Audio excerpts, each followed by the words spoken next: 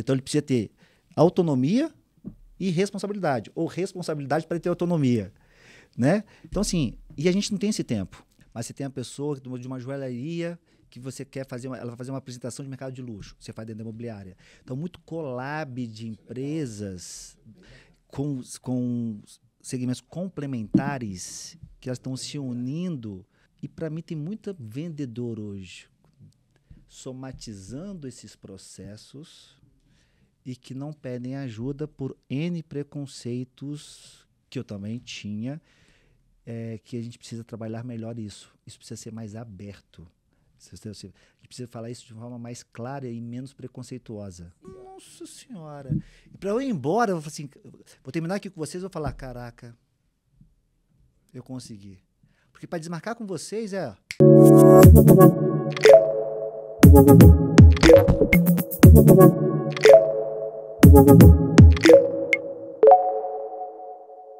Hoje nós estamos recebendo aí um dos nomes mais influentes do setor imobiliário do Brasil, um grande amigo, um cara que eu admiro há muitos e muitos anos, que aos 17 anos ele saiu de casa, chegou a dormir no calçadão da praia e depois de uma longa jornada de muita superação, fez seu primeiro milhão aos 32 anos. Com mais de 25 anos de carreira, ele iniciou como corretor e, como a maioria, enfrentou muitos desafios e, após vencer as adversidades e atingir o sucesso, ele passou a compartilhar o conhecimento e é uma referência no tema hoje aqui no Brasil. Fundador e CEO do IQR Educação, que é o Instituto Quebra Regras, o Guilherme criou um método que ajuda corretores e gestores a venderem mais e melhor, com previsibilidade e muito menos desgaste. Dono de um dos maiores canais do YouTube do setor, com mais de 500 mil de inscritos e 8 milhões de visualizações, ele tem impactado milhares de profissionais. Com uma abordagem muito provocadora, ele desafia os profissionais a quebrarem paradigmas e adotar estratégias eficazes para poder alcançar a alta performance em vendas. Então, bem-vindo o famoso, a lenda quebra-regras, Guilherme Machado. Beleza, Gui? Bem-vindo! Ficou boa a apresentação, Gui? Pô, Tá queria até saber quem é esse cara. Você tem o ato dele para falar com ele? Clássico.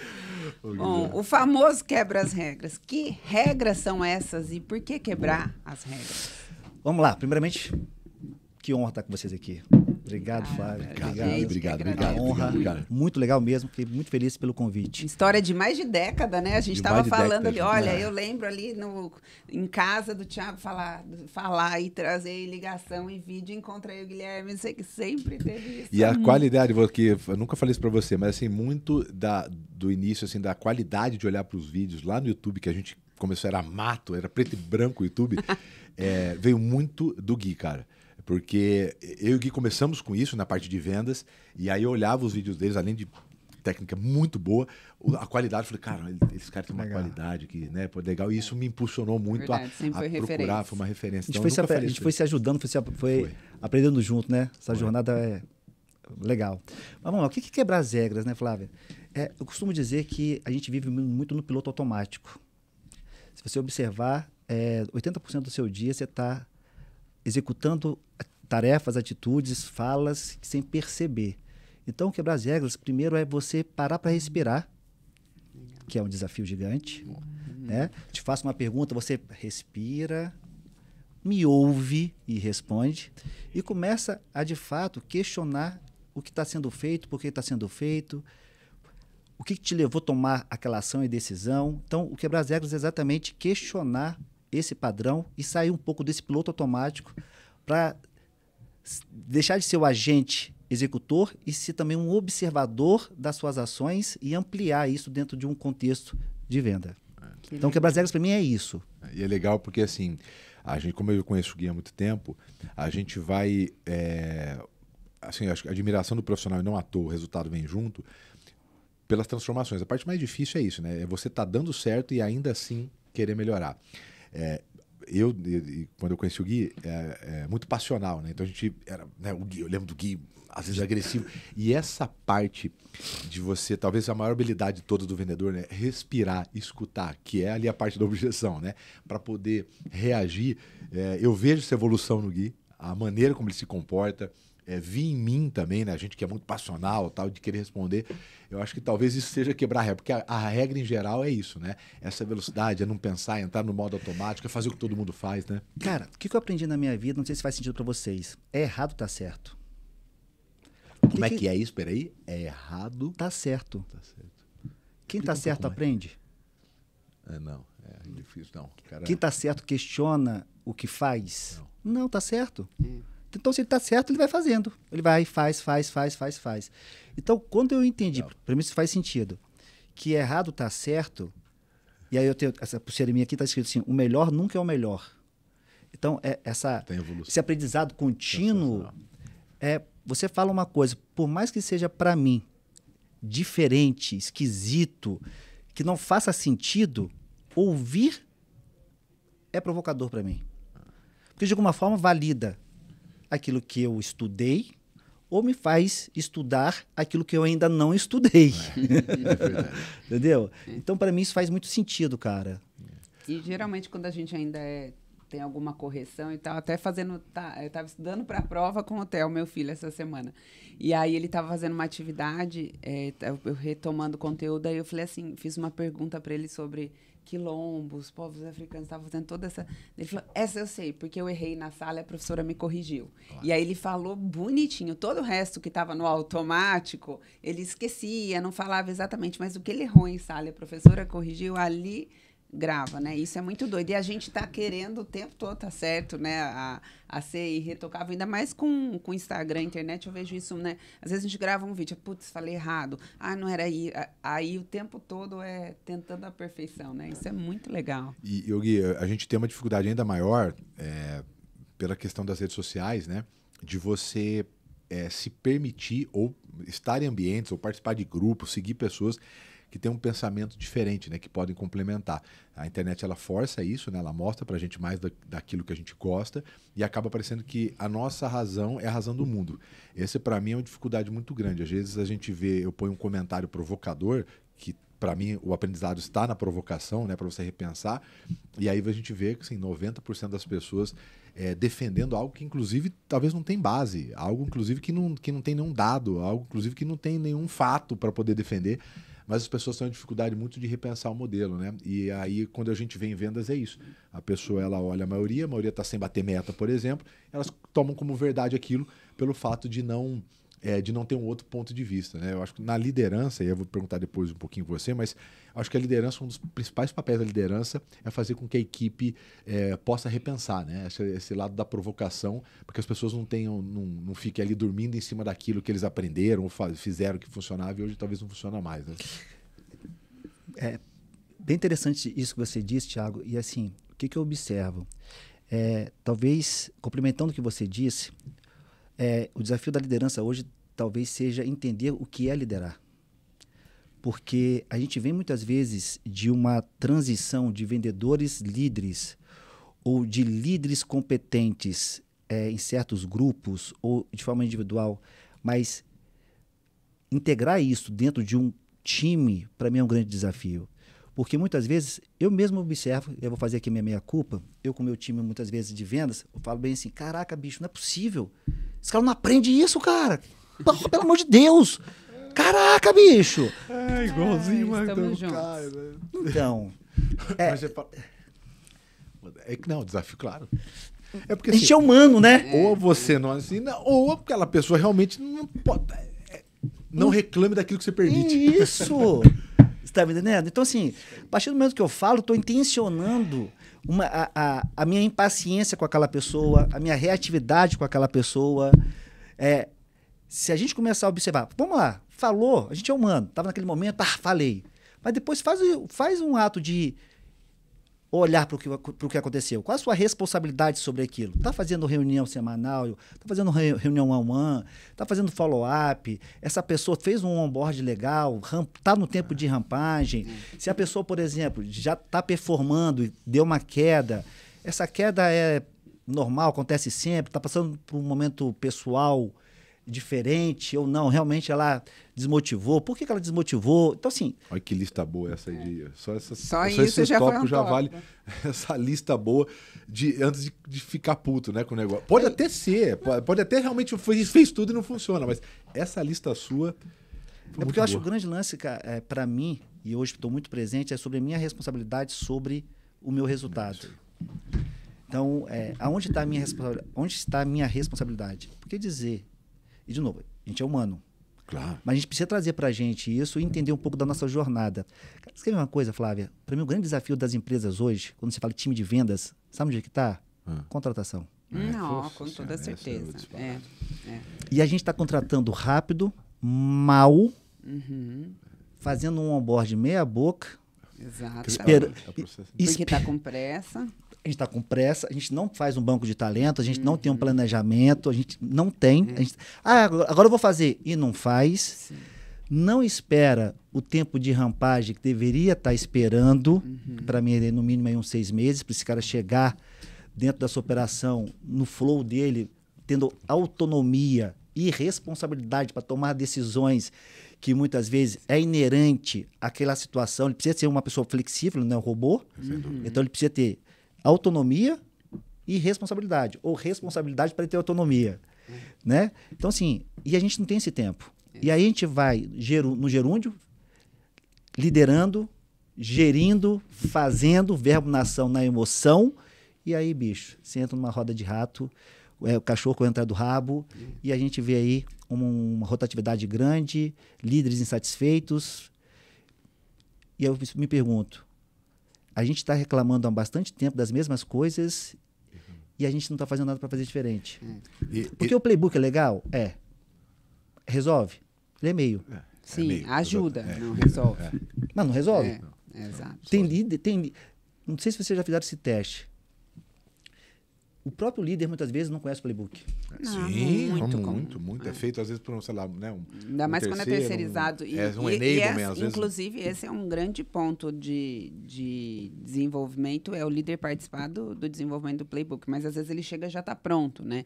Então, ele já pega aquilo no automático, a empresa não dá o tempo que precisa para fazer um onboard do próprio playbook. Ele também não questiona. E não questiona, junto. E um grande ponto que você falou, né, só retomando da liderança, é que muitas vezes a gente como líder, e eu também me pego nisso, eu sou psicóloga, sempre tive à frente de gestão de pessoas, quanto a gente olha do percentual da performance de um colaborador, que é responsabilidade nossa. O quanto realmente eu estou cumprindo a agenda que eu me comprometi, o quanto o plano de desenvolvimento eu estou acompanhando e estou dando feedback, o quanto eu estou só na expectativa da alta performance. E muitas vezes, obviamente, é o mais gostoso. É você encontrar um talento performando, que está com você, você só troca ideia e faz pequenos ajustes na rota. Mas isso, hoje em dia... E a gente usa uma frase na empresa que a gente tem dificuldade de manter, que é cadeira vazia é melhor do que cadeira mal preenchida, mal ocupada. Legal, só que no desespero e no volume de coisas, põe, tá bom, né? E a outra clássica lá é, na dúvida, você já tem certeza. Você faz um processo seletivo, você sabe que tá cheirando. A gente faz há muito tempo. Tem um vídeo muito bom no YouTube que é o cheiro do lugar. Aí você fala, não... Eu conserto e arrumo. O cara tem 42 anos, né? A família arrumou, sabe que a gente vai, vamos tentar. Vai. A gente tá toda vez que... Porque a gente tem manual, você sabe como... Cara, a gente tem um manual de contratação, tem as perguntas. Toda vez que a gente pula alguma etapa, toda, sem nenhuma exceção, deu ruim. Então, assim, é óbvio que o manual playbook, ele... Tanto de contratação, é óbvio. Você diminui a possibilidade de errar. Não tem nenhum manual que 100% de acerto de contratação, né? Até porque tem a matéria-prima também, que está desafiadora. Mas se você pula, é certeza que vai dar errado. Esse negócio, cara, eu conserto. Você não conserta, cara. Se você bateu ali e falou, cara, isso aqui é ponto importante. A nota dele foi baixa nisso. Ele não me apresentou isso aqui, não põe pra dentro. Porque se você põe pra dentro, pra você tomar uma atitude, tem que estar no pior situação possível. Então o cara fica lá 5, 6, 7, 8 meses, cara, fazendo inferno. Não tá performando, você não tá meio pra que ele, contando, nem pra você. Porque você faz uma reunião mensal, aí o cara, não, esse mês vai. Aí você é mais um mês que não vai, porque, né, ele não tem a menor ideia, você também não, e às vezes fica 7, 8 meses. Agora, quando você não tá com a cadeira, o cara fala, cara, eu preciso ajustar isso daqui. Né? Mas a contratação é com certeza o principal desafio. Posso fazer uma pergunta nessa área? Posso, só terminar o que a Flávia disse aqui, que eu achei bem interessante. Eu falo o seguinte, gestor que acompanha... número é gestor de baixa performance. Porque ele deveria estar acompanhando performance Sim. e não número isolado. Sim. Então, só pegando a deixa que você Sim, trouxe de exato. performance, para mim faz muito sentido isso. Exatamente. Só que a gente está, em regra, a gente está acompanhando muito o quê? Número final. Sim. Que é o último que a gente consegue mexer.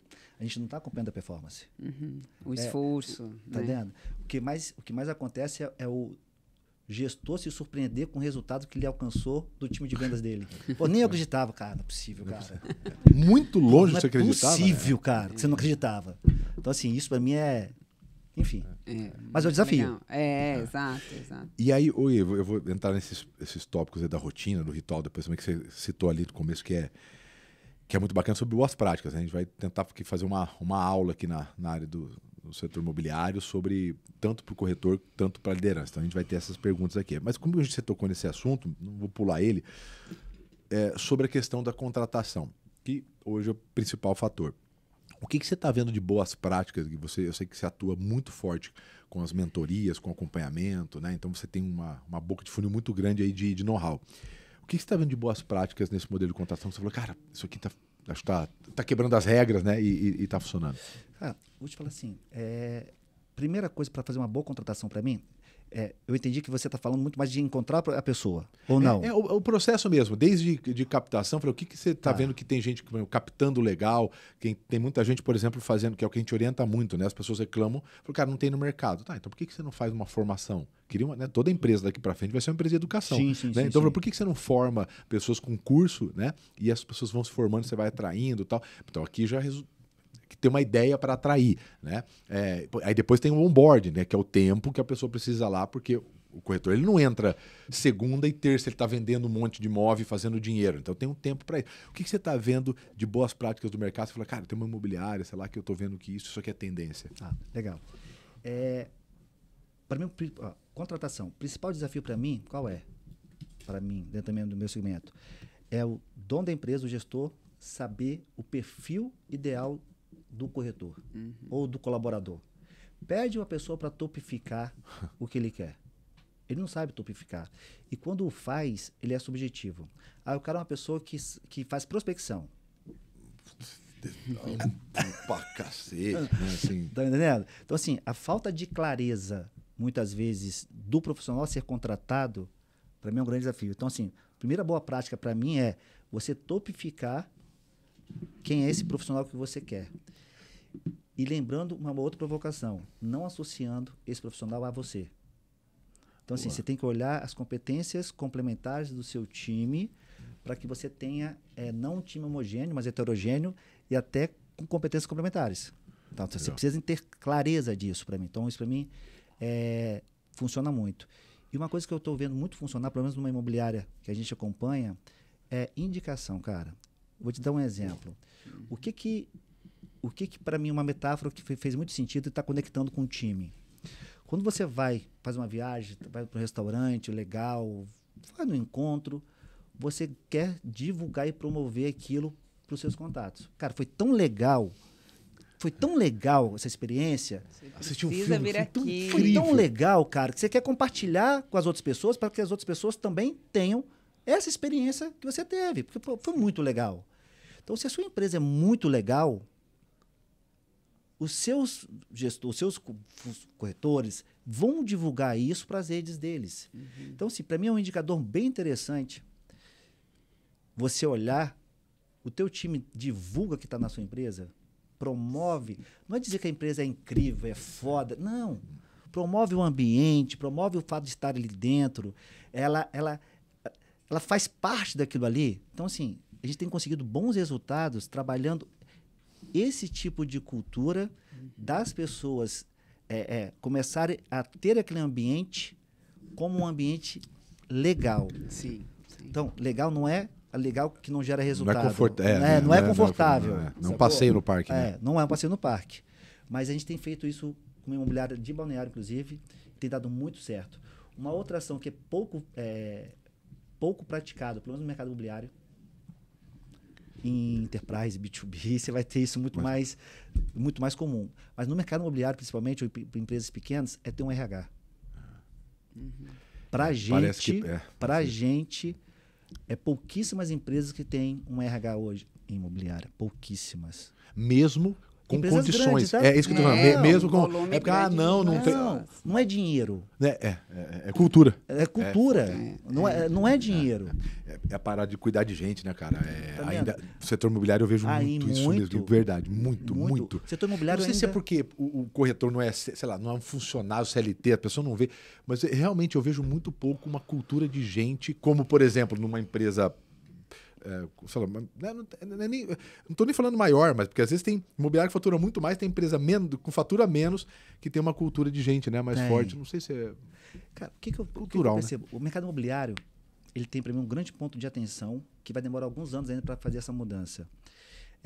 Quem está liderando o mercado imobiliário ainda são muitos ex-corretores que vieram donos de imobiliárias que estão repetindo ciclos que eles aprenderam e que se tornaram verdades que eles não conseguem mais, em regra, está mudando, ampliar essa perspectiva para se tornar empresário. Se foi um ciclo bom, ótimo, mas se não foi... Tá me entendendo? Então ainda está muito ainda... E a maioria veio dessa cultura de não ter gado, né? E aí ele replica isso. Se a gente vê ainda muito dono de imobiliária muito, que é mentalidade de corretor, que não é empresário.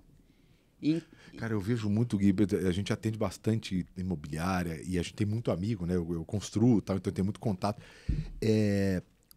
Essas imobiliárias vão crescendo, vão ficando tipo um moedor de corretor, né, cara? Eles põem 100 lá, aí não. Cara, vai aos 5, 6 vendendo mais, vai meio que moendo o outro, vai trocando, vai tacando pra rua, volta tal. Eu vejo isso muito. O mercado imobiliário ainda, cara, é muito louco. Tem ainda a percepção que o corretor é uma mão de obra barata. Como você não tem salário, você é uma pessoa comissionada, vendeu, você recebe. Então ainda não entenderam que o jogo mudou. E fica muito na mão da performance do corretor como 100% responsabilidade dele, porque ele vai fazer o dinheiro dele mesmo. Isso. Ele que... O dono da imobiliária tá assim, pô, tô te dando banheiro, ar-condicionado, computador.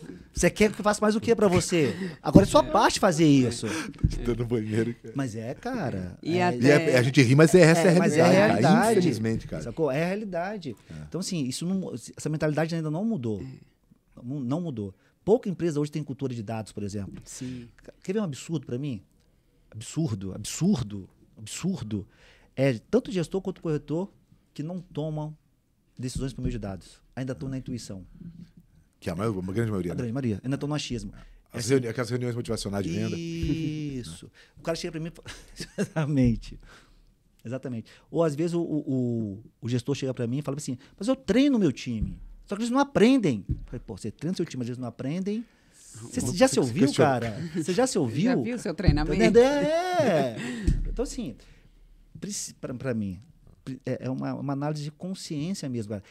Mas não a consciência de saber fazer, mas a consciência que precisa fazer diferente. Porque para mim é o principal. Eu preciso fazer diferente. Eu não sei. Tá bom. Que bom que você sabe que você não sabe. Já é o primeiro grande passo, porque a maioria não é. Tá me entendendo? De você sair desse piloto automático, mas é um desafio. E eu até vi um vídeo seu falando sobre, né, o processo de venda no modelo antigo, muito focado no produto, e que agora, cada vez mais necessário ser focado no processo. Como que é isso, assim, na prática, pensando aí no corretor? Legal. Imagina o seguinte, pergunta um vendedor hoje quantas vendas ele quer fazer. Vamos botar um corretor? Eu quero fechar 2 imóveis no mês. Você fala, porra, irado. 2 imóveis no mês, baita de um resultado. Aí você pergunta ele como. Aí ele não sabe responder. Então, não é sobre quantas vendas... E a imobiliária também não. A imobiliária também, de jeito nenhum. Eu falo que meta, uma vez que você estipula, é passado. Meta é passado. Eu quero fazer 2 vendas. Beleza. Esquece a meta agora, vamos para o como agora. Quais são as atividades que você precisa fazer que, uma vez executadas, vão deixar você próximo dessa meta? Segundo, quais são os indicadores de performance que você faz? Eu gosto muito de uma metáfora que eu falo o seguinte. Eu gosto de acompanhar performance semanal. E eu falo que indicador é como se fosse placa sinalizadora. Eu vou daqui para o Rio de carro. Se eu não encontrar na estrada, depois de algumas horas, Rio de Janeiro, X quilômetros... Rio de Janeiro a X quilômetros, você vai dizer, caraca, bicho, uma estrada errada. Você precisa dessa placa sinalizadora para indicar que você está no caminho certo. Verdade. Então, quais são as placas sinalizadoras da sua estrada para dizer que você está nesse caminho certo? Muito legal. Então, assim, para mim, a grande sacada é essa.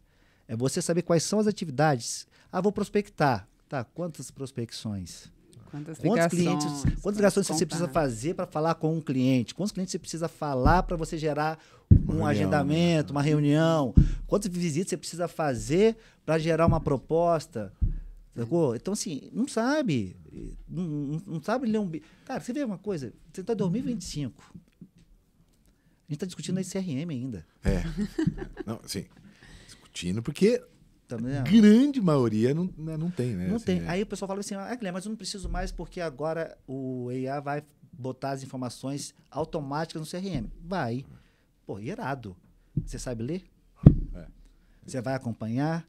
Antes de você ligar para um cliente, você vai voltar lá na notinha que a IA fez para você. Então, assim... não, mas agora a inteligência artificial vai me dar o script para eu falar. Irado. E a forma como você vai falar, e a emoção que você vai impor... E o respirar que você vai ter que aprender a utilizar. Então, aonde que está você nesse processo de desenvolvimento integrado à tecnologia ou não, para que você atinja o seu resultado? A dificuldade que eu vejo, Gui, é as sobrepremissas, né? Então, por exemplo, beleza, o script está lá, mas qual que é a base? Né? A palavra minha é fundamento. Como venda é muito pouco estudado, falta fundamento. Então, por exemplo, o cara quando fala, eu tenho um outro apartamento em outra região que eu estou dando uma olhada, eu vou ver em outro lugar, não sei se é o momento. Aí ele, decora, aí passa lá mas falta o fundamento. Quer dizer, por que acontece, por exemplo, objeção? Entendi. As pessoas geram dúvida por quê? Por que elas têm medo sobre a informação? Como que eu aciono um gatilho de medo ou não, ou de urgência ou não? Falta fundamento. A liderança, a mesma coisa, falta fundamento. Pô, qual que é o fundamento? Eu quero que o líder quer que as pessoas batam meta. Quais são os fundamentos da meta? Que é o que você falou.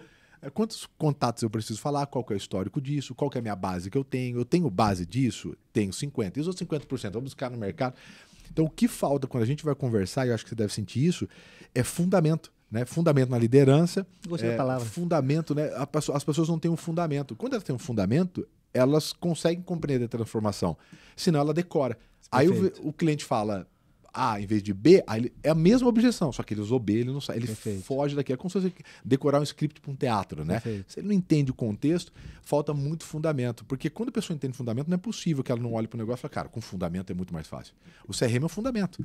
Né? É um fundamento o quê? Dos dados, das informações. Pô, como que eu vou trabalhar daqui a um tempo? Como é que eu vou automatizar? O cara não consegue lembrar que daqui 3 meses ele tem que entrar em contato de novo. Eu preciso de um CRM, para esse CRM voltar e gerar atividade para mim.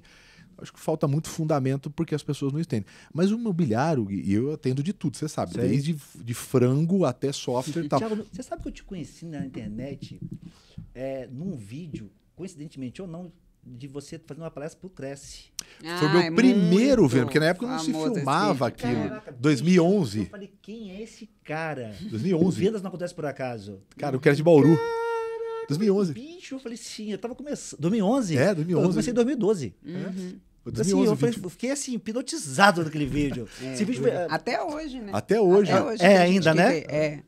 Nossa, é verdade. O que 2000, acho que foi o primeiro vídeo assim que eu lembrei que agora a realizar. Então você vê, a gente atua em tudo quanto é área. Mas é impressionante de novo, assim, para você é uma maravilha, não à toa por isso que você tá rico pela competência, mas pelo mercado, porque cara, é um mercado de muito dinheiro, mas muito dinheiro, e como ele é distante dos fundamentos. Muito. Porque você olha outras operações, a Flávia fez a carreira toda em multinacional, foi gestora multinacional, então assim, para ela, beleza, ainda mais, mas mesmo, tira as multinacionais, o que acontece no setor imobiliário é tão júnior os fundamentos, no mercado com tanto dinheiro, eu olho isso como uma baita oportunidade. Sim. Né? Mas eu imagino você que vive A gente fica inconformado, mas a gente vê como oportunidade. Mas tudo. Desesperador. O que é fundamento?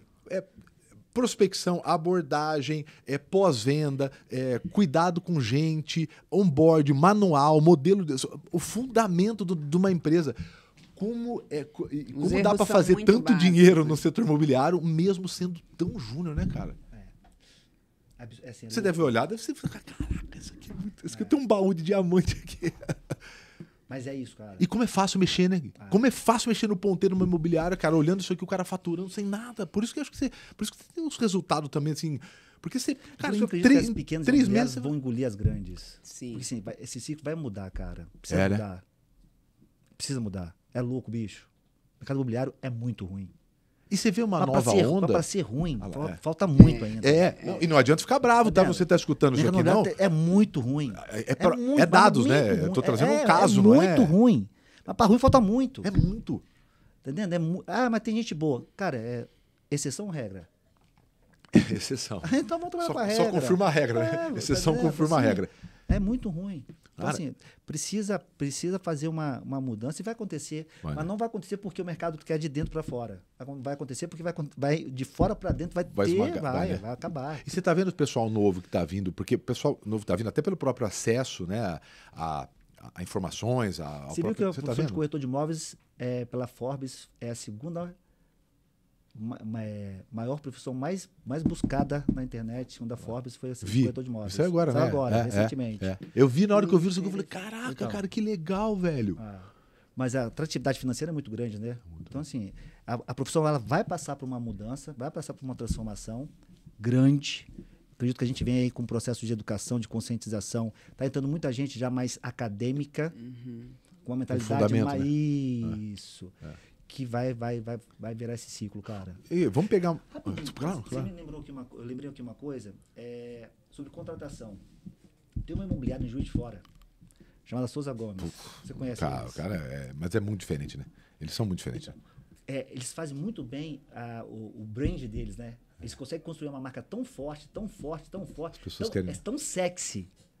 A marca é tão sexy que todo mundo quer trabalhar com eles. Eles têm uma fila hoje de quase 200 corretores para trabalhar com eles. Enquanto está todo mundo querendo corretor para contratar, eles têm fila de corretor para trabalhar com eles. E eles fizeram isso que você falou, assim? Eles trabalham... Employee Brand, chama, né? Eles fazem isso, né? É muito forte. E até nesse modelo de indicação, que nem em 2 das empresas que eu já trabalhei, tem inclusive remuneração para quando você indica e a pessoa começa a trabalhar lá. E tem uma remuneração por retenção daquele colaborador que você indicou. Então, você vai lá e tem um amigo para trabalhar. Você ganha R$500 se seu amigo comparecer aqui e tiver o perfil, né? For aprovado no processo seletivo. Beleza. E se ele ficar 1 ano, você ganha mais 2.000. E aí, isso fomenta também 2 coisas. A responsabilidade de quem indica. Fala, putz, se eu vou indicar, eu quero ganhar uma grana extra, eu vou indicar gente boa. E segundo, porque daí você garante mais qualidade de quem vem e gera todo esse movimento de pessoas trabalhando juntas, colegas. Inclusive, tem vários indicadores do quanto, saiu até no SXSW agora, do quanto quando você tem vínculo com amigos no ambiente de trabalho, aumenta até 7 vezes a sua produtividade. Não, isso é mesmo? Muito interessante esse dado. Então, tem uma série de benefícios quando é um ambiente bom, que vai para além de ter a área de RH para fazer bonito ou não, mas do quanto fomentar pessoas e essas relações, essas conexões, aumenta, inclusive, resultado. Legal. E uma dúvida que eu queria perguntar é sobre... esse perfil, a gente está falando, a gente está no lado negativo aqui, de que está difícil. Vamos pensar, esse cara aí que tem 200 pessoas querendo trabalhar lá, um lugar muito bom para trabalhar. O que eu estou começando como corretora, vamos o playbook de um bom candidato aí. Quais as características e o que é que tem, como se desenvolve uma pessoa para ser um bom corretor? O cara que vai contratar, né? Você olha e fala, cara, qual em geral é um perfil do corretor ideal, assim, que você olha. Corretor ideal? Que você olha porque em geral, assim, fala, cara, putz, isso aqui é um cara bom para colocar aqui dentro. O Guilherme Machado tá contratando lá, né? O que você olharia, assim, para um cara para trabalhar no seu imobiliário? O que eu olharia hoje? Qual foi o último podcast que ele ouviu? Boa. Se ouviu A Vida é uma Venda... O Léo pergunta, se ouviu Uma Vida é uma Venda, você ganha ponto. O Léo faz isso. Qual o último vídeo de YouTube que você assistiu? Por que você gosta desse cara? Quem que você acompanha no Instagram que são suas referências? O Léo faz isso. Então, assim, eu vou fazer... Hoje eu tô... A Flávia também, a Flávia que faz a parte de contar, ela pergunta. As técnicas, elas são bases para sentar na mesa. Mas, para mim, o que vai fazer essa pessoa ser contratada, você perguntou, sim. É esse comportamento dela nas redes sociais, enquanto ela está em busca de aprender. Eu gosto de ouvir o podcast e tal. Pô, que irado, cara. O que você gosta desse podcast? O que você tem aprendido com esse podcast? Então, assim, É essa troca, para mim, de comportamento que está fazendo a diferença hoje. Porque às vezes, no momento, isso é uma E eu coisa vou te dizer, vou até fazer a minha culpa, minha incompetente aqui agora. Eu tenho uma artista no meu time que tem um podcast e que eu não sabia. Verdade. Eu fiquei revoltado. Olha lá. Tá vendo? Mas é isso que eu tô te falando. Então, assim, às vezes, cara, você tem gente dentro do seu time e às vezes eu tá olhando características técnicas que estão sendo executadas, que estão batendo meta, mas tem características comportamentais e não é só de socialização com o time, mas dentro da individualidade dessa pessoa que poderia estar sendo desenvolvida para integrar o seu time melhor que aquele próprio ambiente de trabalho. Você falou de que quando você tem afinidade com conhecimento, você aumenta 7 vezes o resultado. Então, imagina começar a ter uma troca de aprendizado com esse time, mas de uma forma de fundamento, com disciplina, com tudo. Exato. É a cultura, né? É cultura. Exatamente. As pessoas dão aula lá dentro, Cultura o cara é de bom. Isso. Sente-se reconhecido. Não necessariamente porque esse cara vai virar gerente, não é sobre isso. Não vai virar gestor, compartilhar conhecimento. Como é que faz uma boa prospecção? Às vezes você tem um cara muito bom de prospecção ali que a resposta está nele. A Flávia, então esse cara para a mesa. A Flávia, quando na história que tem, ela fazia esse trabalho, inclusive a gente depois eu acabei fazendo com o pessoal da Aerofarma, que é um modelo de mapeamento de o que é um funcionário. Vamos pegar o vendedor, no caso, o perfil do vendedor ideal, entre competências, e mapear na turma. Eu lembro que você fez isso lá, né? Mapeou todo mundo. E aí, dentro do mapa, ela fez um desenho de cruzamento. Então, por exemplo, cara, o Thiago é muito bom em prospecção, o Guilherme também é vendedor e ele não é bom. Então, o Guilherme vai conectar com o Thiago. E aí ele cruzou todas as informações de quem tinha habilidades dentro, porque ninguém melhor para explicar um negócio do que alguém que está fazendo no mesmo lugar que você está fazendo, só que bem feito. E aí esse mapeamento todo de cruzamento de aprendizado. Como é que chama? Aprendizado, você lembra o nome, né? E a gente fez aprendizado em rede. E isso era disponibilizado para a própria companhia, né? Então, tanto a gente tinha eventos intencionais para isso, então pegava o referência em cada questão, como a gente disponibilizava entre eles. Thiago, eu já tô aqui com o Guilherme, ele é bom em prospecção, você não, né? Então, a gente tinha no sistema mesmo ali. E era uma intencional, planilha, né? Não precisa ter um mega sistema. Mão, levava a tela, você não precisa ter um mega sistema, uma planilha de Excel, quais habilidades iam rapidinho de autoavaliação, não precisa ser o assessment mais complexo do mundo. Autoavaliação. O que eu tenho eu sou tão bom a ponto que eu posso compartilhar e o que eu tenho desafio que eu preciso receber. E aí, isso você cruza, você economiza com treinamento externo, porque muitas vezes você que chama os gurus, e vem e traz, e obviamente isso é extremamente relevante, mas no dia a dia, isso impacta, reduz custo de você ter isso, e você garante que o conhecimento está ali dentro, e compartilhado de forma prática. E faz o time se ajudar, né? Muito. Então, assim, e isso conecta entre as pessoas, gera relacionamento. Depois que a pessoa estabilizou financeiramente, está bem, isso tem um valor para ela emocional. Ela quer o próximo passo. Porque o valor emocional sem estabilização financeira não existe para mim. Eu falo assim, quer me agradecer? Paga Pix. Exatamente. Então, estabiliza o financeiro, depois você vai para o salário emocional.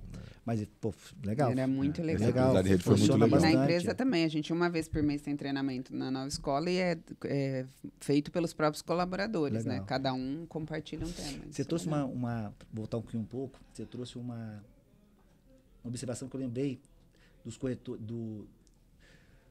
dos vendedores ajudar os outros vendedores. Na mercado imobiliário eu chamo pelo menos de corretor anjo. Então, quando eu integro um corretor dentro da operação, esse anjo fica durante 90 dias acompanhando esse corretor iniciante. Ele não faz o onboard, ele acompanha depois do onboard e ele ganha parte do honorário dessa venda desse cara aqui durante um período. Esse cara sai com ele, Gui? Sai. Vai pra rua. Vai pra rua, acompanha. Ele atende, acompanha, ele fica do lado. Vai sair para mostrar o apartamento, apresentar, sai junto. Então é um anjo. Por isso que ele ganha uma parte significativa desses honorários. Da primeira comissão do cara? Não, aí depende da empresa. Tá. Mas eu geralmente oriento 3 vendas. Legal. Boa.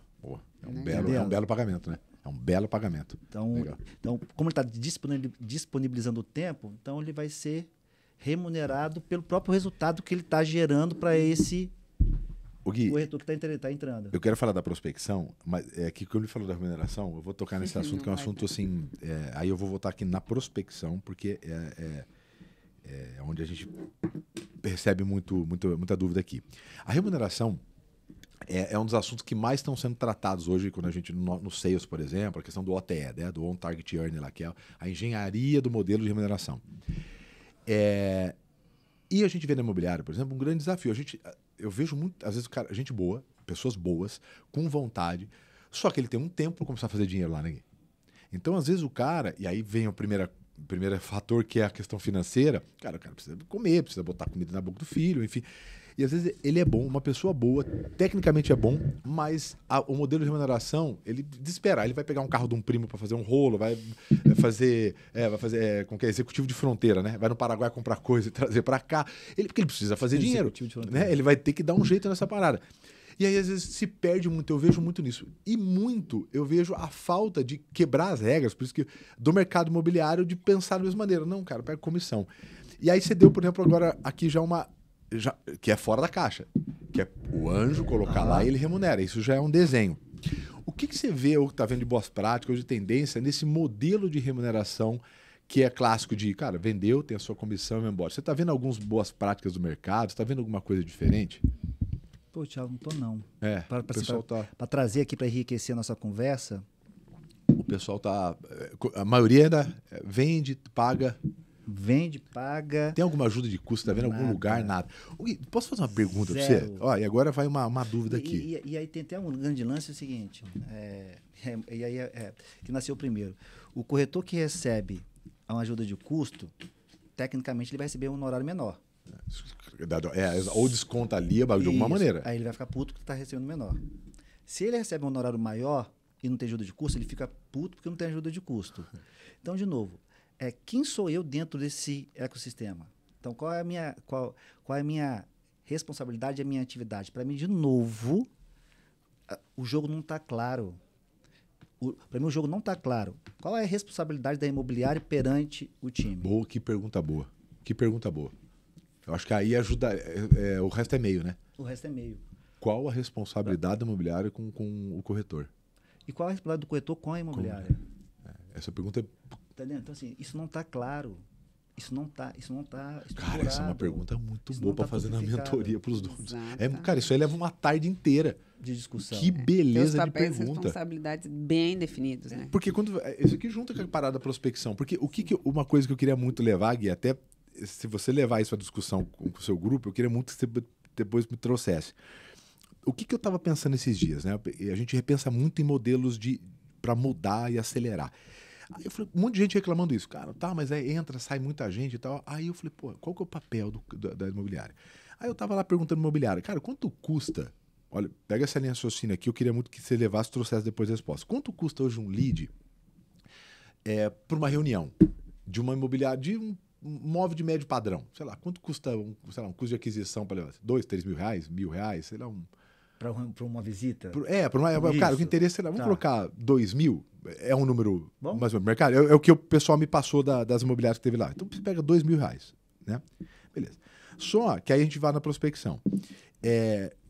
Cada vez mais a gente está gerando a questão do inbound, eu vou perguntar daqui a pouquinho como está essa divisão e o que você vê de geração de oportunidade, mas em geral, isso aqui nós estamos falando aí entre inbound e outbound, tá? Isso aqui em geral não é tão previsível. Né? Porque no outbound na prospecção ativa no inbound você não tem previsibilidade. Só lembra de explicar para a audiência. Inbound é o lead, exatamente. É o cliente que entra em contato. Então você faz uma campanha, mostrou lá o imóvel, quero saber mais disso. Pum, ele clicou, o corretor, enfim, a imobiliária recebe isso. O outbound pego a minha lista, vou atrás fazer uma oferta. Então eu prospecto de forma ativa. Então esse inbound, esse recebível, custa R$2.000, sei lá, de tráfego entre ruas, equipe lá em média. Então, R$2.000 para alguém sentar do lado com perfil. Quero um imóvel isso, assim. Para fazer uma reunião, não estou falando de fechamento. Cara, R$2.000. E eu não tenho previsibilidade. Se no outbound, na prospecção ativa, eu tenho, e às vezes o cara lá tem 100 corretores, 20 fazendo venda, 80 não está fazendo lá. Pareto sempre ajuda. Né? Aí você pega esses 80 e fala, cara, pera um pouquinho. Se eu pegar lá, né, a teoria, né, o fundamento, de que a gente vai fazendo a prospecção baseado nas camadas. Então, na primeira, as pessoas mais próximas, aí você vai vendo quem tem perfil. Pô, às vezes esse cara pode ter alguém dentro da família, alguém que conhece, então, tem próximo. Mas esse cara tem uma lista, que é o segundo fundamento de prospecção. PCI, perfil de cliente ideal, o segundo lista. Cara, pera um pouquinho. Se eu pago R$2.000 para o marketing fazer uma reunião, Por que eu não pago... Aqui eu economizo R$1.500. Por que eu não pago R$500 para esse cara Porque a por reunião? tendência do lead vir qualificado é muito maior. E tem um negócio seguinte, tem um negócio de camada de tempo. Sabe por quê? Ah. Vou te dar um mercado imobiliário. Sim, sim. O corretor não vai querer fazer. Sabe o que ele vai falar? É obrigação da imobiliária. Então, mas hoje já é discussão, né? Quer dizer, ele já fala isso naturalmente na cabeça. Só que ele fala isso e não faz. Agora, porque é o seguinte, é muito mais fácil você fazer uma reunião ou você fazer uma venda de imóvel? Não. É muito mais fácil eu pegar e falar, cara, eu tenho um amigo meu, Guilherme, que eu acho que tem perfil. Vamos marcar. Eu tô pegando essa estrutura muito baseada em... legal, sabe de marketing multinível? É uma provocação imensa. Imensa. Pô, aqui eu economizei E 1.500. é legal essa matemática que você fez Sim, aí, do marketing, porque você contrastou aqui, um do lado do outro. E ele não precisa ter caixa. Sim. Porque ele já gasta os 2 mil. Eu falo, eu não vou adiantar? Não, você não vai adiantar. Você só vai pagar pelo famoso SQL. Eu só vou perguntar se o closer, porque ele não vai fazer o fechamento, ele vai passar para o vendedor mais experiente. O vendedor mais experiente fala, cara, aí eu vou colocar lá os SLAs lá, né, que são os acordos. Cara, ele quer comprar em 30 dias, já fiz a simulação, a prova. Ele tem que ter os indicadores para justificar pagar uma reunião falar que a qualificada, reunião é quente, né? Senão vai marcar 500 reuniões. Ele paga, porque é muito mais fácil. Deixar esse cara doido. Esse cara, ele já... E olha que eu nem tô falando de passar os 2 mil, tô falando de passar 500, tô falando de... Ele falou, cara, por que eu não pago? Porque é muito mais fácil pro cara, sendo que motivação é pegar as energias a curto prazo. É muito mais fácil acordar de manhã e falar assim, cara, eu preciso fazer 2 reuniões para salvar, sei lá, o meu dia, para eu fazer milão, sei lá, para eu começar a fazer dinheiro, para conseguir comer. Eu tenho paz para cá.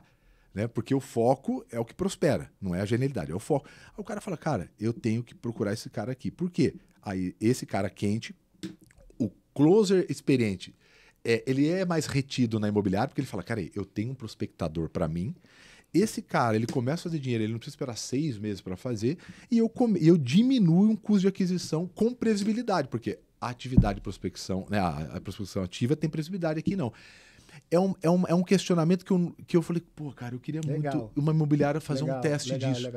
Legal a matemática, legal o contrário. Não sei se vai dar certo, mas assim... Mas é diferente, né? É porque ele já gasta. E ele precisa colocar, encher a boca de funil. Eu falei, cara, é muito mais fácil eu imaginar que eu preciso prospectar. É mais fácil. Claro, ele tem, obviamente, ele tem 3 meses, ele tem que estar rampando, entendeu? Assim, ele vai ficar a vida inteira. Sim. E pode até ser, eu vou falar pra você, se ele diminuir aqui, eu passo uma operação de BDR, pô. Pode fazer. Sabe como é de novo? Perfeito. Tem que quebrar as regras aqui e eu fazer isso daqui. Eu tô tentando quebrar a regra, tô pegando aqui, sim, né? Não, mas eu tô no mesmo lugar que você. Mas o que a gente precisa aqui? Do cara que quer fazer o quê? Parar de reclamar e quer fazer alguma coisa diferente. Que não faz nada. Exatamente. Tá entendendo? Exatamente. E aí tem o desafio, ele não sabe fazer. Arrumar alguém que faça ou se desenvolver para fazer. Tá entendendo? Mas aí, de novo, o que é mais fácil? Reclamar? Mas, pô, perfeito.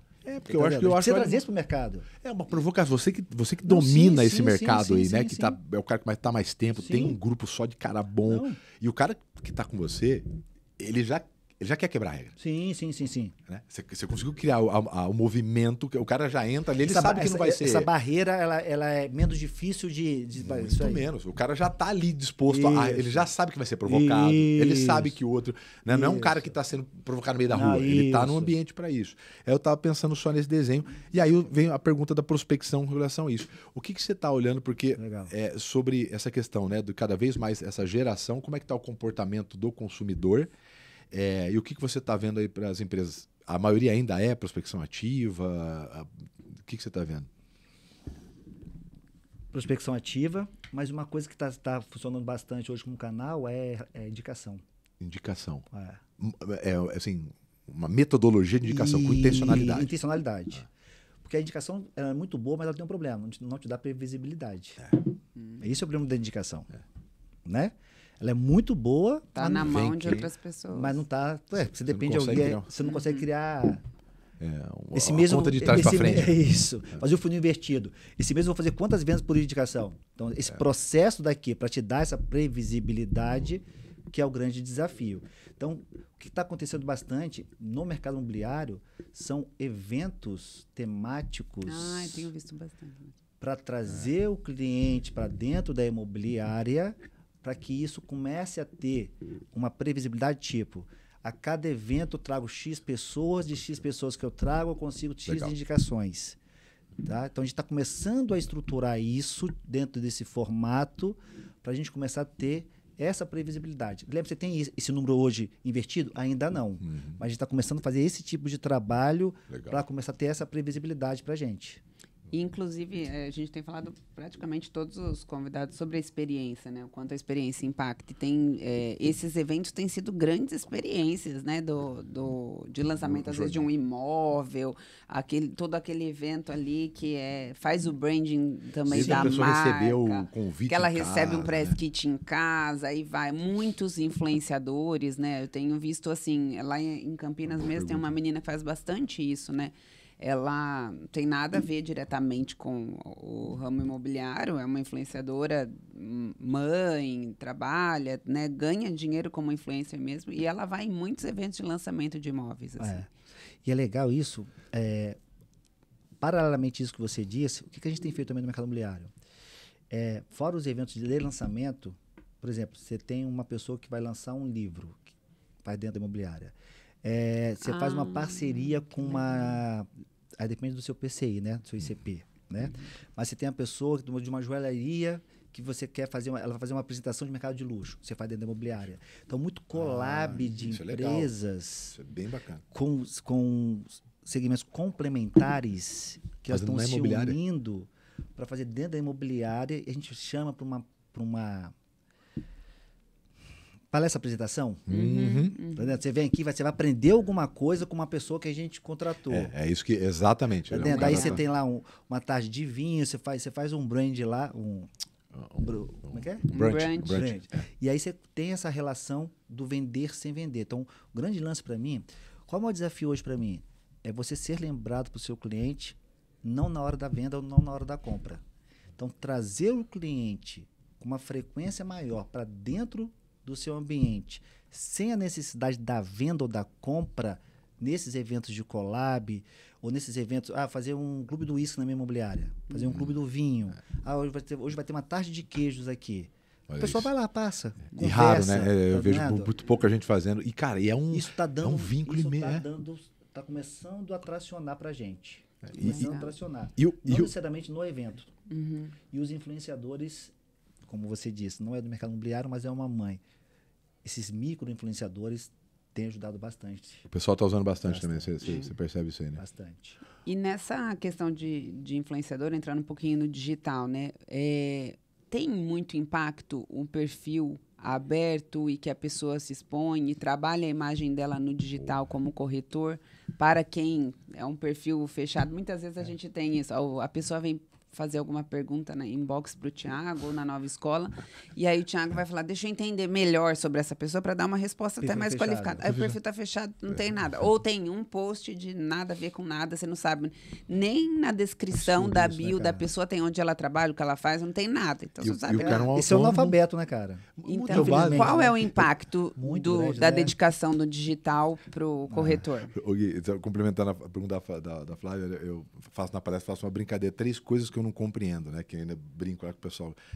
Muro alto em cemitério, como que o Brasil perdeu a Copa 2002 e corretor com o Instagram fechado. São 3 coisas que eu ponho lá, o cara, porra, é verdade. Porra, o cara, Instagram, né? É a cara dele.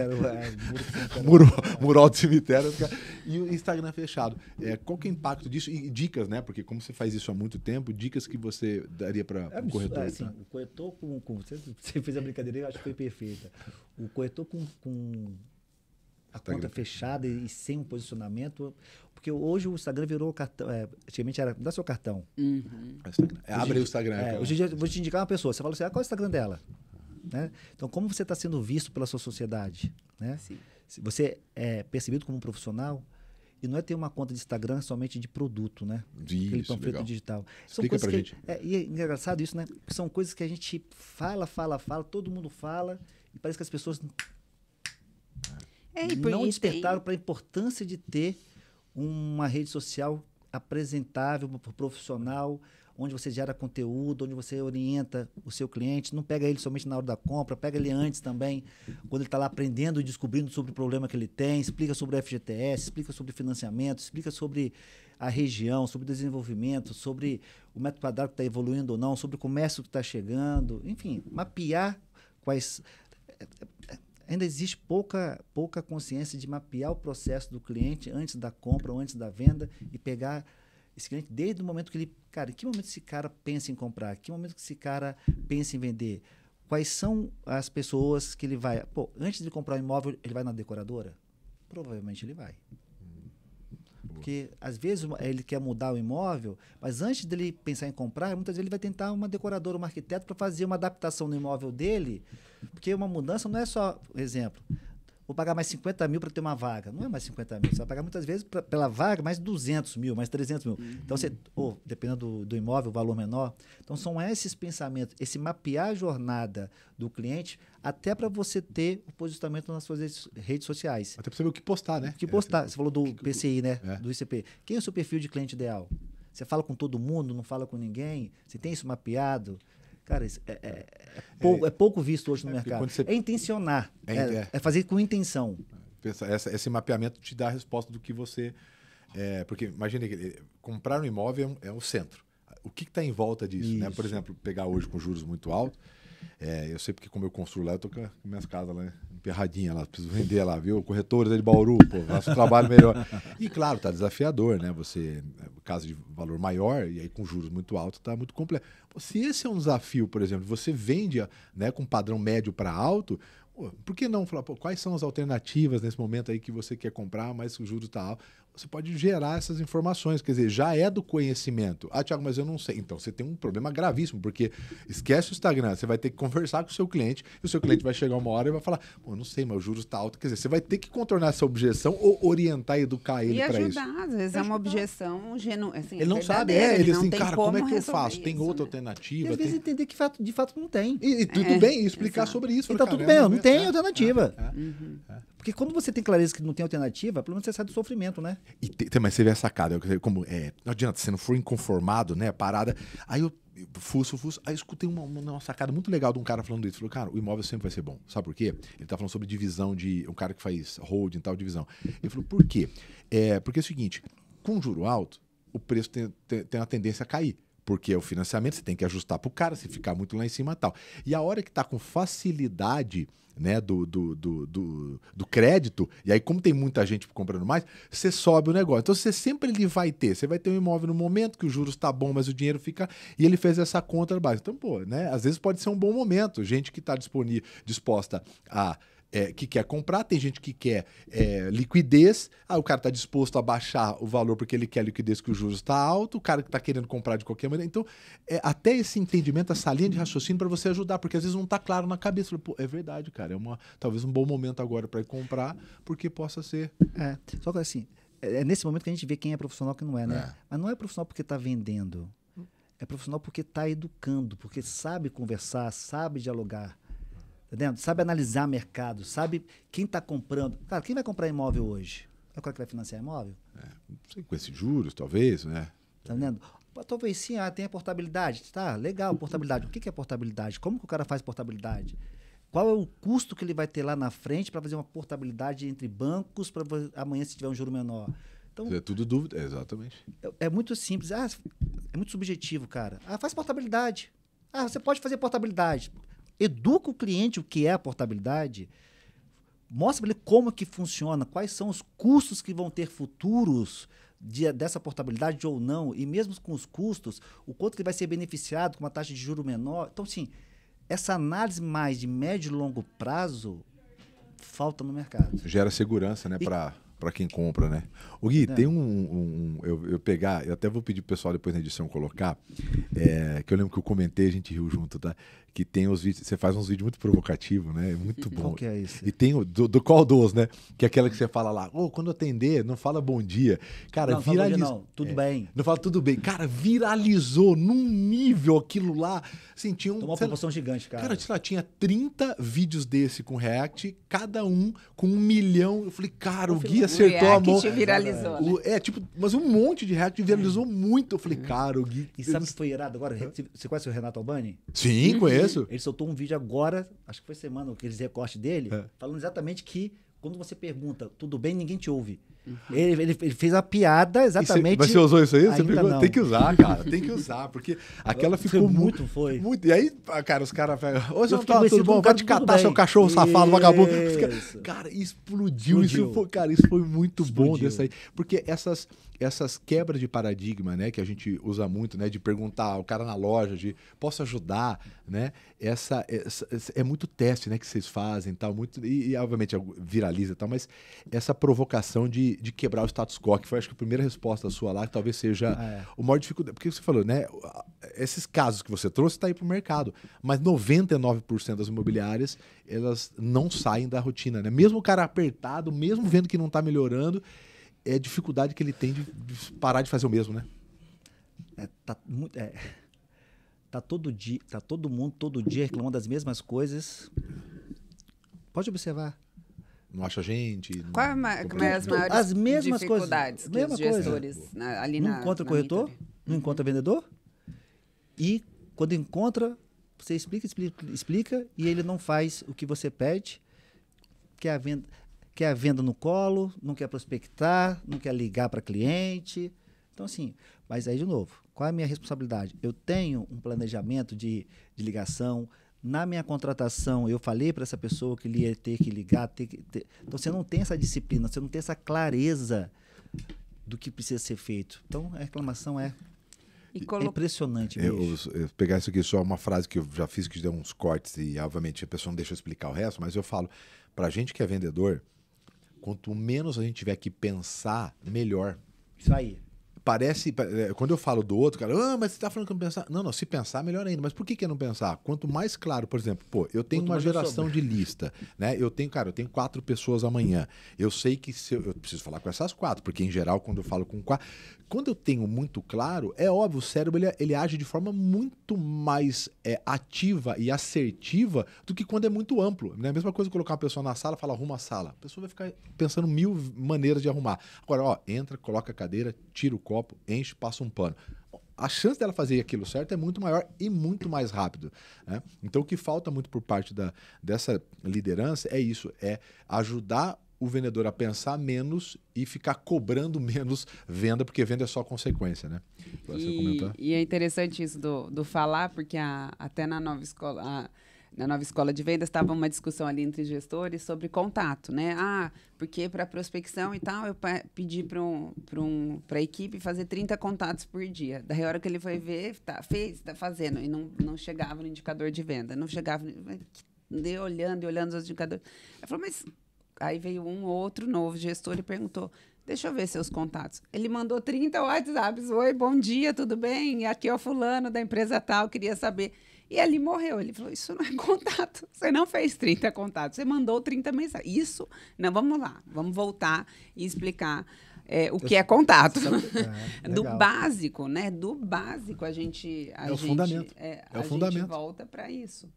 E parece que você fala, não, uma pessoa não vai fazer isso. Vai. Então vai. Então, mas onde está o ponto de atenção? Onde está um aprendizado para mim? Nesse exemplo muito legal. Clareza. O que é contato? Então, faltou clareza do que é contato. Concorda?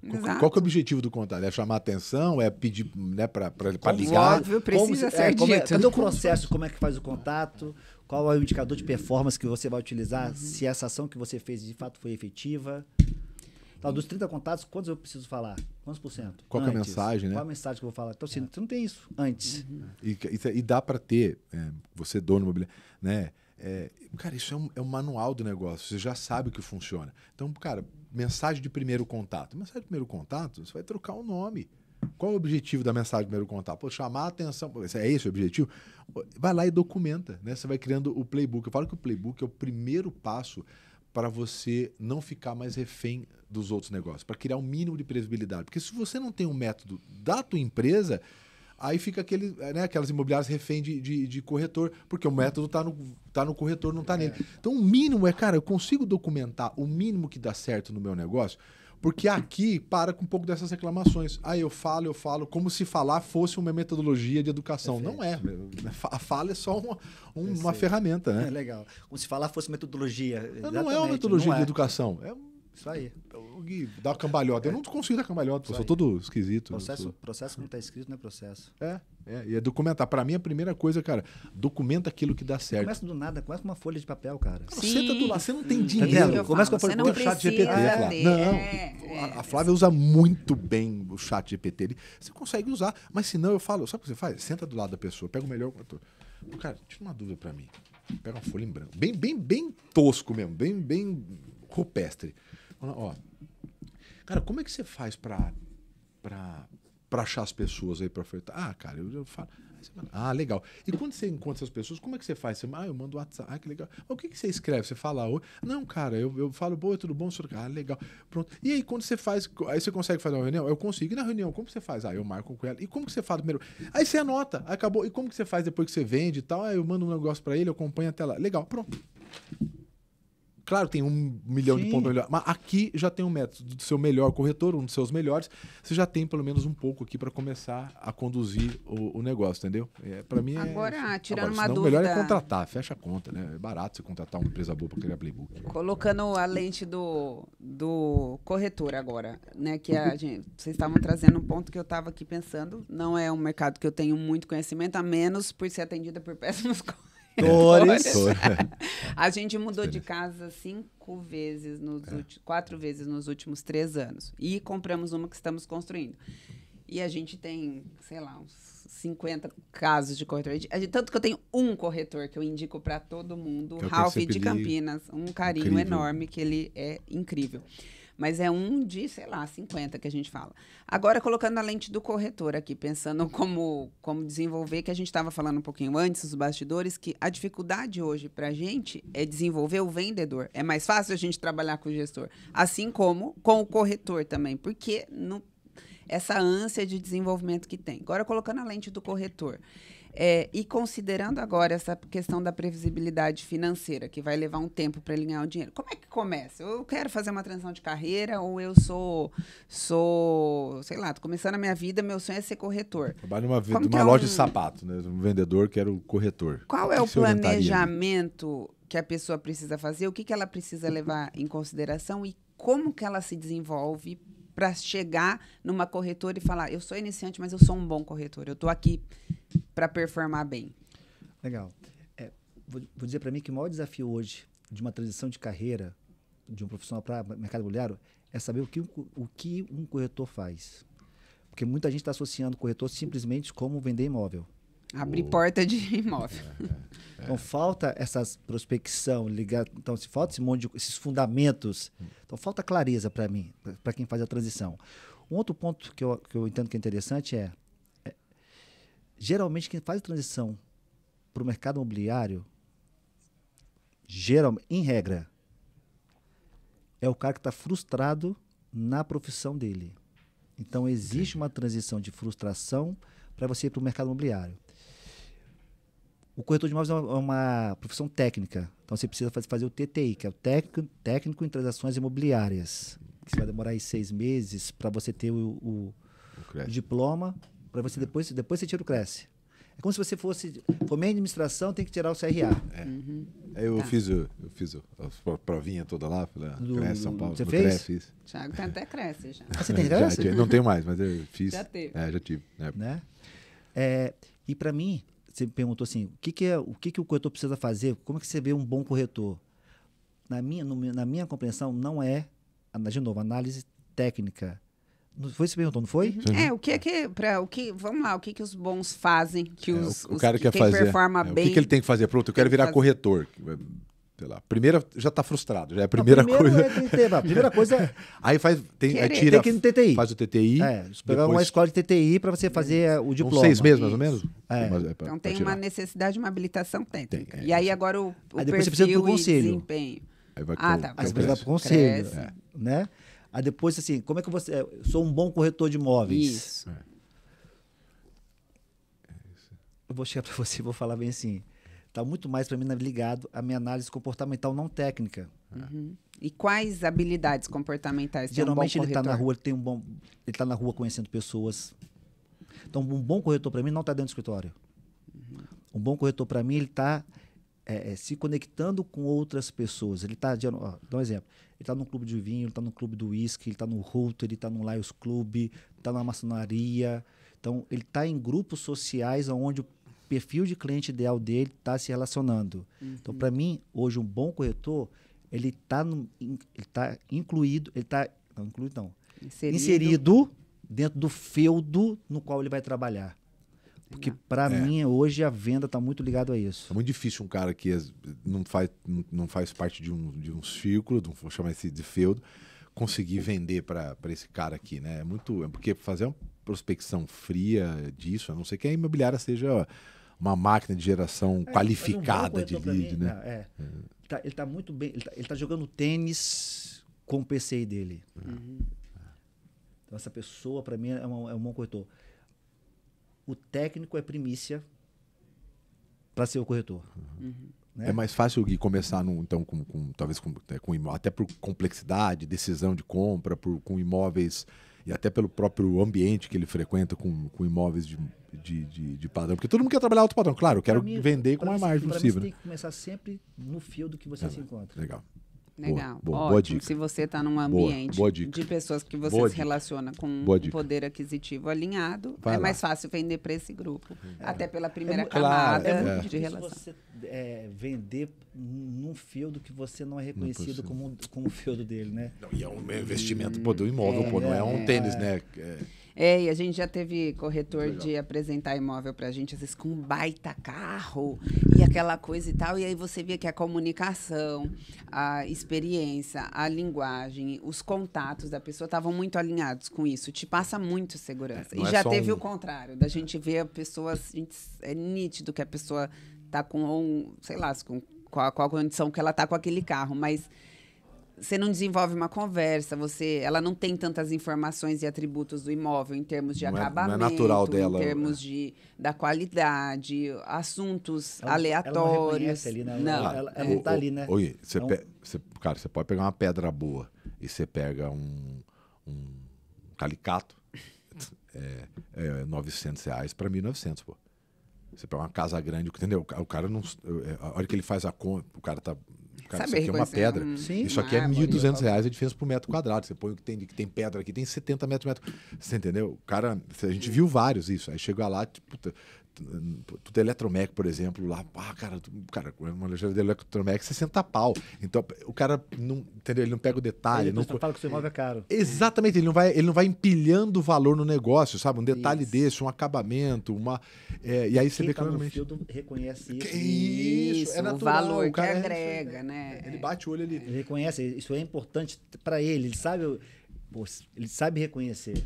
Faz muita E ele consegue ir empilhando o valor, ele consegue ir empilhando o valor, né? E um ponto extremamente importante é o planejamento financeiro, e a gente tem a EQI, uma grande parceira aqui, que nos abriga, né, nessa segunda temporada do podcast. E a EQI, assim, tanto que a gente vai ter agora no nosso canal lá, um programa de EQI só sobre para as pessoas começarem a trabalhar, fazer renda passiva.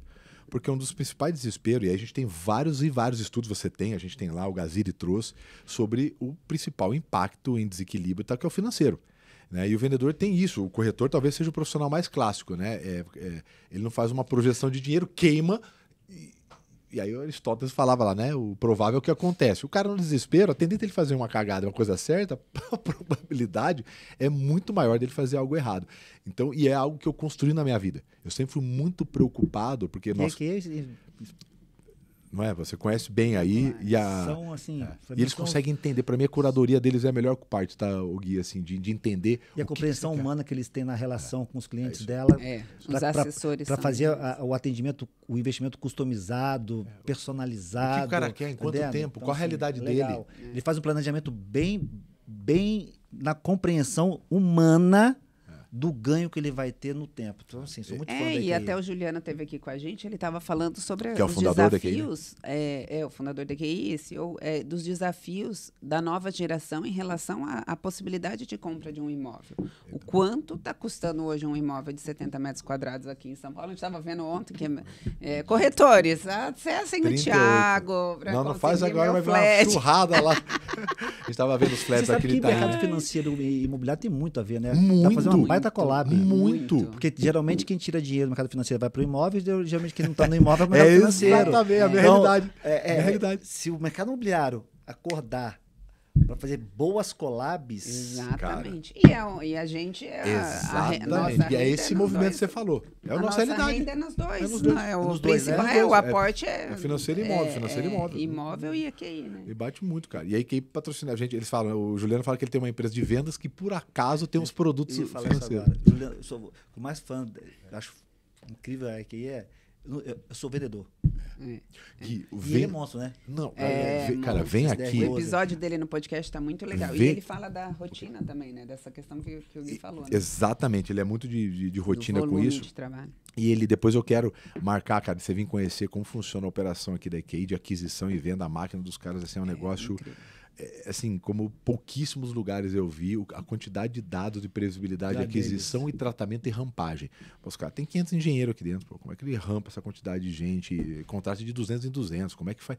Cara, o modelo que eles têm de máquina comercial, assim, tanto que a gente, durante muitos meses, a gente trouxe os empresários nossos do Elite, do Sales, para vir conhecer a operação. Aí vem aqui o pessoal mostra, assim, é bizarro, assim, eu falo que é o masterpiece, assim, a obra-prima do que é uma máquina comercial em termos de aquisição, tratamento e enablement, né? A parte de treinamento e escala da equipe comercial. É um doutorado, não à toa, os caras estão passando 50 bilhões aí de custódia, né? Estão crescendo tanto no mercado. E a outra parceira nossa... Eu consigo fazer a Flávia economizar dinheiro, né? O quê? Cara, Mas pra vocês, já virou piada. A Flávia tá conseguindo guardar dinheiro. Mas não conta, a gente, ainda bem, ó, e tem um detalhe, que é o bom da EQI, a questão do sigilo, é que daí o Thiago nem sabe quanto eu tenho que guardar, porque eu nunca tenho pra comprar uma bolsinha, Ela nunca falou, como você sobrevive? Eu pergunto pra ela, é difícil. Você nunca tem dinheiro. Tá tudo aportado e não tem como. Se eu mexer agora, eu vou perder muito. Meus assessores falam, não mexe, deixa aí que é a longo prazo. É pós-fixado de 12 anos, você não pode mexer. E o Juliano é muito louco. O Juliano, assim, o cuidado... Você vê, o Juliano, né, que tá relativamente tranquilamente com parte financeira...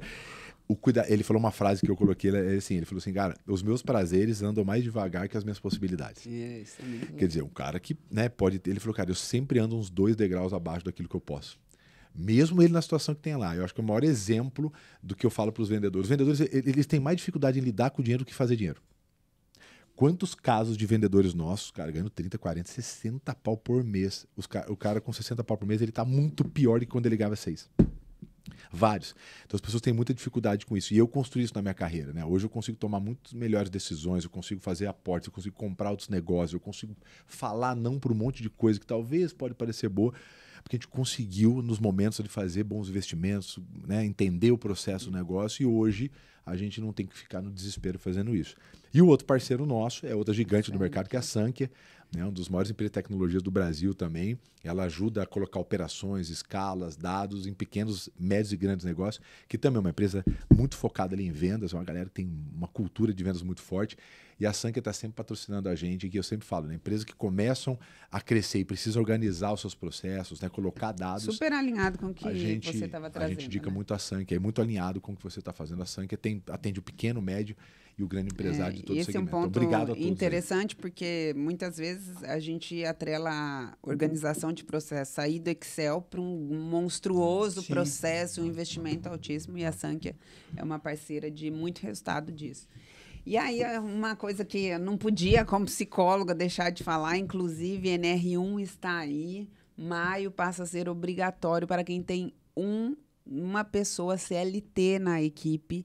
Os cuidados de saúde mental, inclusive, é um tema que a gente precisa trazer aqui, porque vai fomentar muito isso, né? Porque a gente tem inúmeras normas regulamentadoras para quem tem empresa, mas a partir de uma pessoa CLT, você precisa ter cuidados de saúde mental por uma questão de crescimento realmente nos indicadores de saúde, né? A OMS trabalhando fortemente quanto a isso. Lá no SXSW trouxe isso, e alguns dados interessantes que tem aqui. Nos últimos 10 anos, aumentou 136% os casos de burnout. E a partir desse ano, de janeiro desse ano, começou a ser oficialmente considerado como uma doença ocupacional. Depressão. O Brasil é o país com mais casos na América Latina, e a gente tem um histórico muito interessante seu, né? Tem um post icônico seu de poucas vezes na internet eu vi um coração tão aberto num nível... E aberto num nível até do tamanho do texto, do tanto que você escreveu, porque muitas vezes a pessoa ainda faz tudo isso estrategicamente para a gente ter... precisa ser curto, precisa ser direto, as coisas que eu vou falar precisam ser estratégicas ali para pegar a pessoa.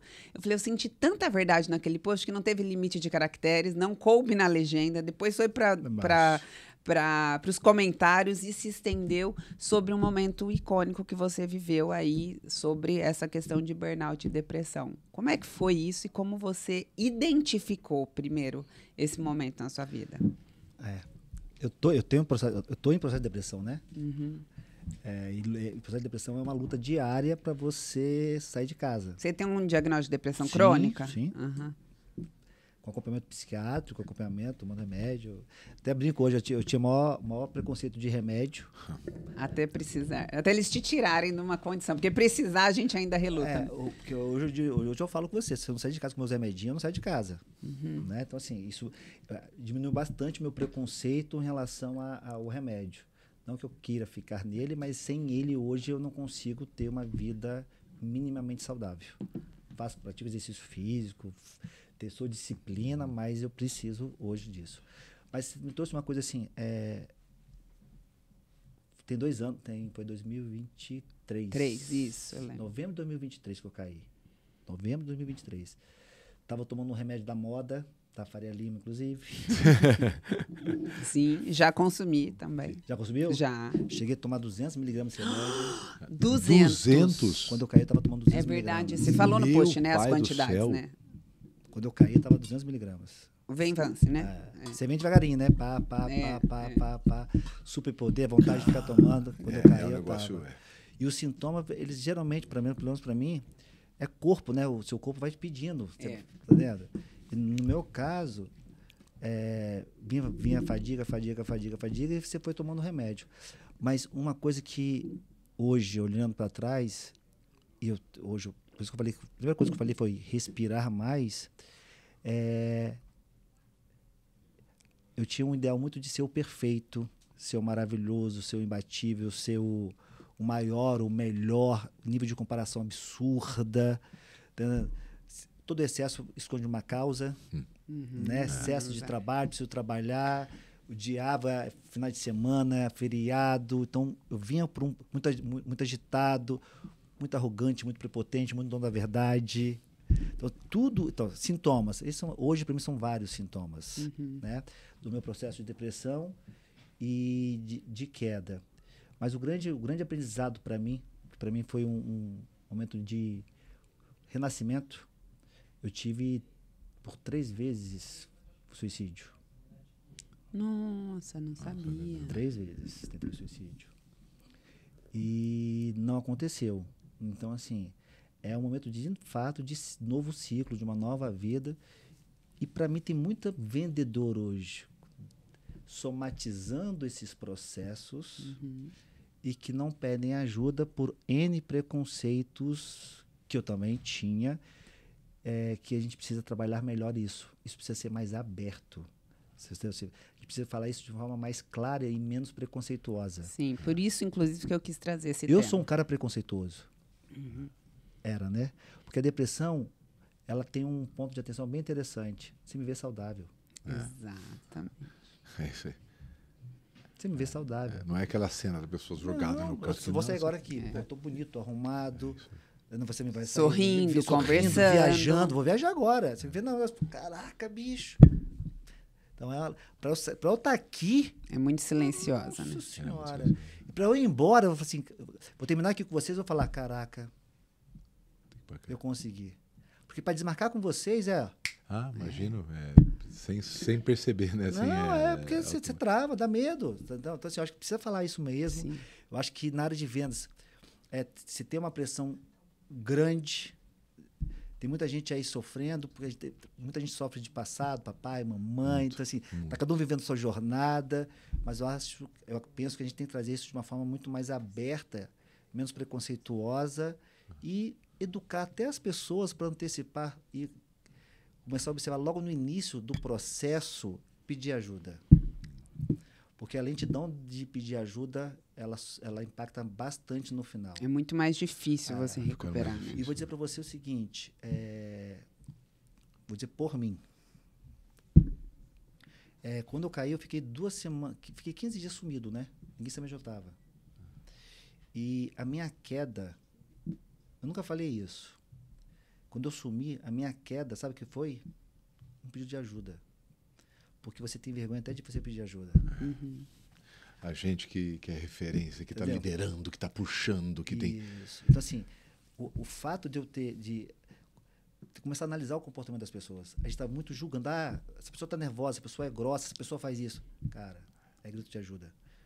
Dentro do contexto. Claro, né? claro, óbvio. Mas é isso. Então, eu penso que a gente precisa ficar mais presente, ter uma relação mais humana verdadeira, que é o grande desafio. Porque a gente está tão preocupado com os nossos problemas, tão preocupados com o nosso dia a dia, com a nossa rotina. Estou atrasado para isso, estou atrasado para aquilo. Você tem o seu problema, eu tenho o meu problema. A gente desaprendeu a socializar, a gente desaprendeu a conversar, a gente não sabe mais ouvir. Exato. Então, assim, a gente precisa... Qual é o meu ponto de atenção hoje? Eu estou aprendendo de novo a ser humano. Que é um desafio.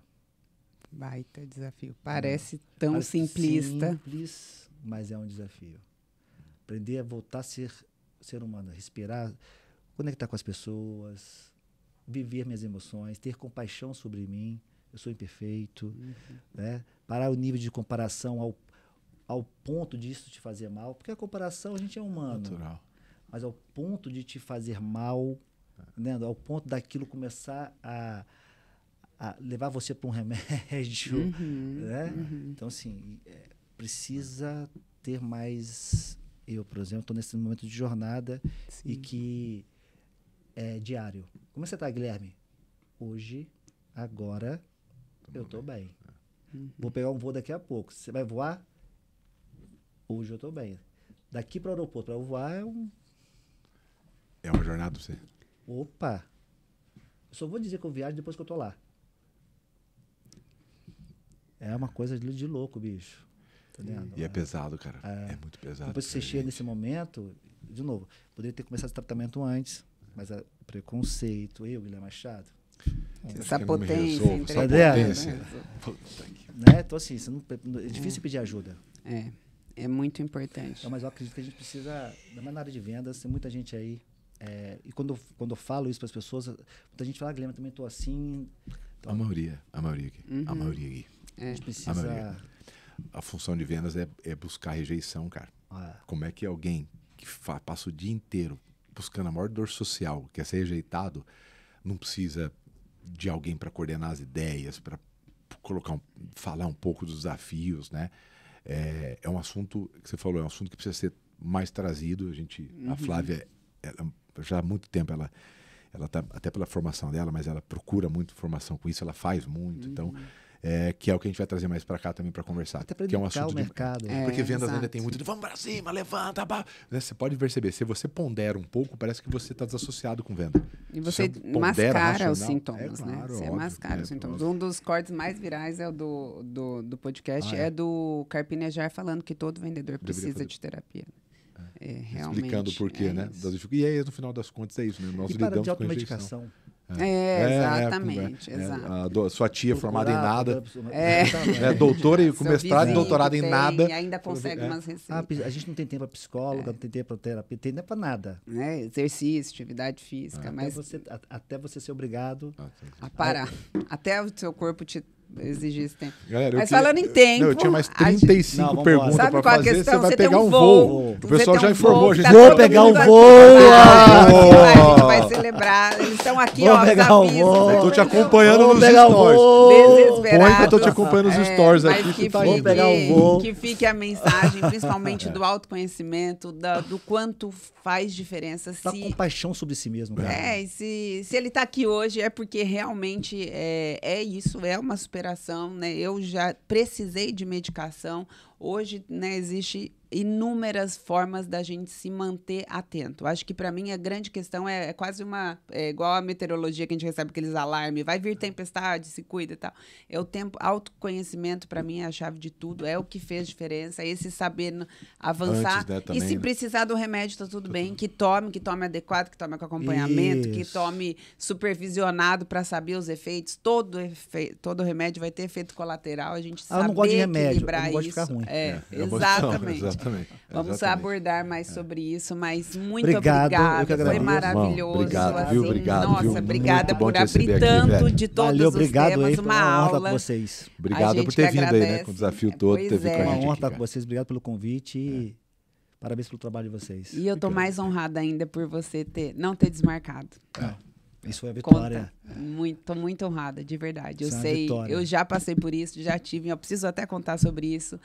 Eu sei o que é vencer E as isso. pessoas não entendem. E eu sei o né? que você tá sentindo. O meu Obrigada. desmarcar seria uma mentira pra vocês, você sabe, Sim, né? Essa é que é a honra. É lógico. É e, óbvio, tá tudo. é. E a gente ia entender, porque é uma loucura a agenda e Tá faz vendo? Não sei o quê, parte. mas E nem não ia é, saber, porque não se é, fosse porque não qualquer é, desculpa tá vendo? sua, Não é, faria não sentido é. em termos de... Tá vendo? Não é. É simplesmente uma fuga pra não passar por um momento de encarar e... Mas... E tá aí em cima um montão de gente. Mais uma vitória. Valeu, gente. Obrigado. Bora, Valeu. gente. A Nos gente vemos se vê na próxima semana.